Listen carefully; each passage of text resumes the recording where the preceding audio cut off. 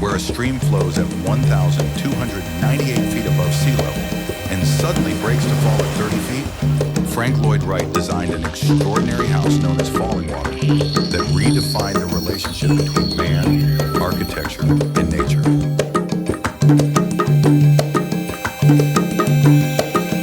The house was built as a weekend home for owners, Mr. Edgar Kaufman, his wife, and their son, whom he developed a friendship with through their son, who was studying at Wright School, the Taliesin Fellowship.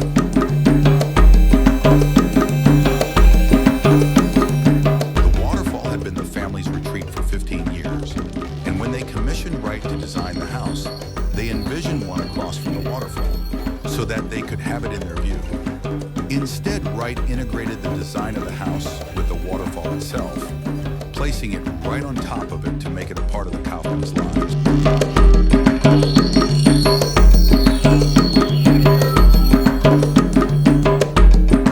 Wright's admiration for Japanese architecture was important in his inspiration for this house.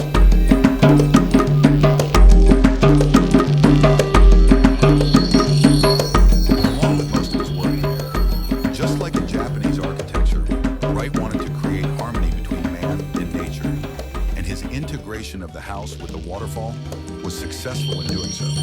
The house was meant to complement its site while still competing with the drama of the falls and their endless sounds of crashing water. The power of the falls is always felt, not visually, but through sound, as the breaking water could constantly be heard throughout the entire house. Wright revolved the design of the house around the fireplace, the hearth of the home, which he considered to be the gathering place for the family. Here a rock cuts into the fireplace, physically bringing in the waterfall into the house. He also brings notice to this concept by dramatically extending the chimney upwards to make it the highest point on the exterior of the house. Falling Water consists of two parts: the main house of the clients, which was built between 1936 and 1938, and the guest room, which was completed in 1939. The original house contains simple rooms furnished by Wright himself, with an open living room and compact kitchen on the first floor, and 3 small bedrooms located on the second floor. The third floor was the location of the study and bedroom of Edgar Jr., the Kaufman's son. The rooms all relate towards the house's natural surroundings, and the living room even has steps that lead directly into the water below.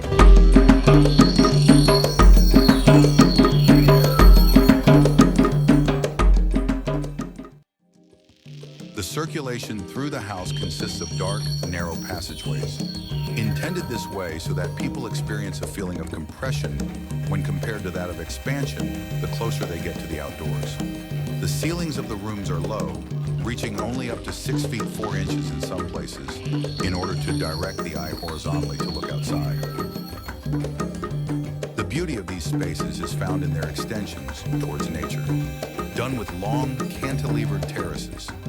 Shooting out at a series of right angles, the terraces add an element of sculpture to the houses aside from their function.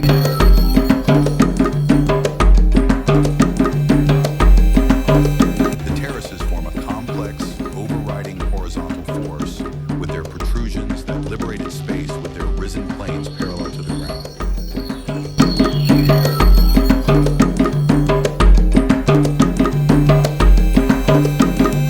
In order to support them, Wright worked with engineers Mendel Glickman and William Wesley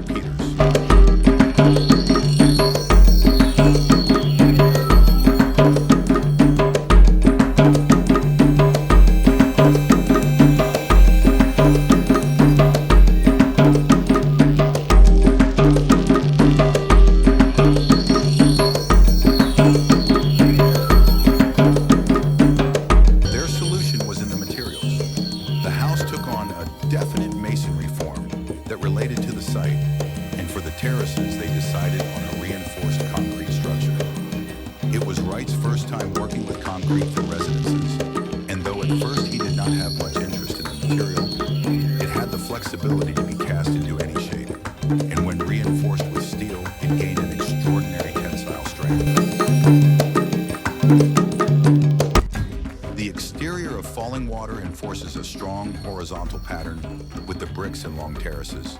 The windows on the facade also have a special condition where they open up at the corners, breaking the box of the house and opening it to the vast outdoors.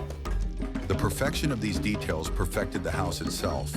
And even though the house tends to have structural problems that need constant maintenance due to its location, there is no question that Falling Water, now a National Historic Landmark, is a work of genius. From its daring cantilevers to its corner window detail and constant sound of the waterfall. Falling Water is the physical and spiritual occurrence of man and architecture in harmony with nature. All you have to do is listen.